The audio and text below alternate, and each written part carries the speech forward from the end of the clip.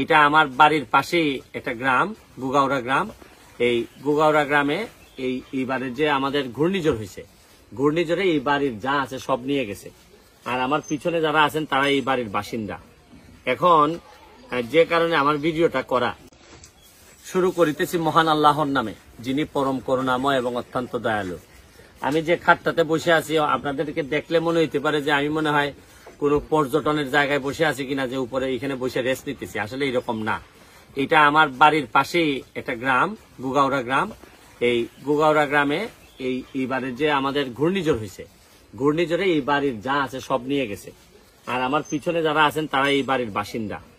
এখন যে কারণে আমার ভিডিওটা করা, আমাদের এইবার ঘূর্ণিঝড়ে প্রায় 150 থেকে 200 বাড়ি ঘর এইভাবে বিভিন্নভাবে ক্ষতিগ্রস্ত হয়েছে।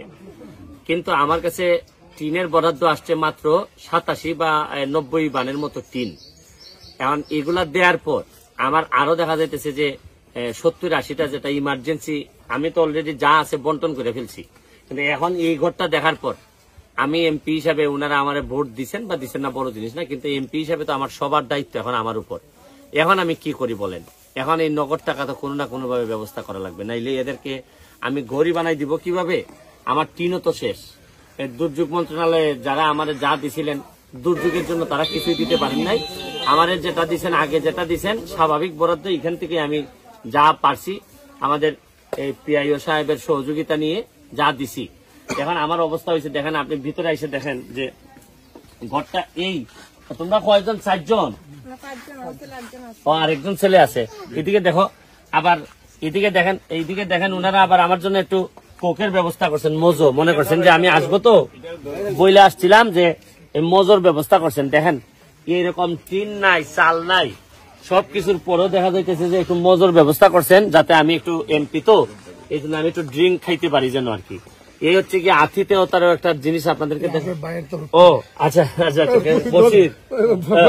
ফরিদ ভাই, দেখেন আমি ভিডিও করতে করতে ফরিদ ভাইয়ের পক্ষ থেকে 10,000 টাকা অলরেডি উঠে গেছে। একটা হাততালি দাও না সবাই। আমাদের এলাকার উনি একজন বুল্লা ইউনিয়নে আমার পাশের উপজেলার, উনি একজন ব্যবসায়ী মানুষ। এই ভিডিও চলতে চলতে অলরেডি 10,000 টাকা দিয়ে দিচ্ছেন। আমি ধন্যবাদ জানাই ফরিদ ভাইকে। এই টাকাটা আপাতত এখনই তোমরা 10,000 টাকা পাইলে, আমি তো এখনো দেই নাই, কথা বুঝছো? যে এটা এখনো নাও, এটা রাখো। আর আমার পক্ষ থেকে আমি সাহেবকে বলে যাচ্ছি যে এই টিন বা যা যা লাগে, যেহেতু এটা আমার গ্রামই বলতে গেলে, বা আমি এমপি হওয়ার পর তো কারোই এইভাবে টিন থাকবে না আর আমি আরামে এসি দিয়ে ঘুমাবো, এটা তো হইতে পারে না। ধরেন অনেক কিছু সহ্য করে নিতে হয়, কিন্তু এতটা পারা যায় না। কারণ মানুষ হিসাবে মানুষের কষ্টে যদি আপনি কষ্ট পান, তাহলে এই ধরনের বাড়ি ঘর এগুলা ভাঙা দেখলে আর সহ্য হয় না। তো আমি চেষ্টা করে যাচ্ছি। তোমরা এখন আর খিতা লাগে? এখন টিন টিন লাগে। হ্যাঁ, রায়হান, ও রায়হান আছে। আচ্ছা আচ্ছা আচ্ছা, আমাদের রায়হান সে উপজেলা চেয়ারম্যান প্রার্থী।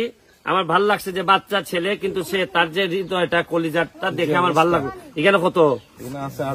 ও আচ্ছা, যাই হোক, ইটা খাও তোমার আমাদের নাও, ইটো নাও, ইটো ফাইলাই, টেকাটাও ফাইলাই।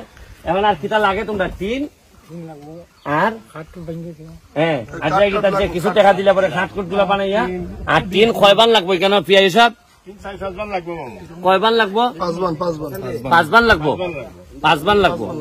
তাইলে টিনের ব্যবস্থাটা আমরা করে দিতেছি, আর এইগুলা দেয়া এই ঘরটা করে ফেলো, ঠিক আছে? ওকে, ঠিক আছে বাবা। আর পড়াশোনা করেনি এরা? না, এটা খাইতাম না ভাই। Thank you, thank you. আর পড়াশোনাটা একটু খাইলাই করে দিত তোমার।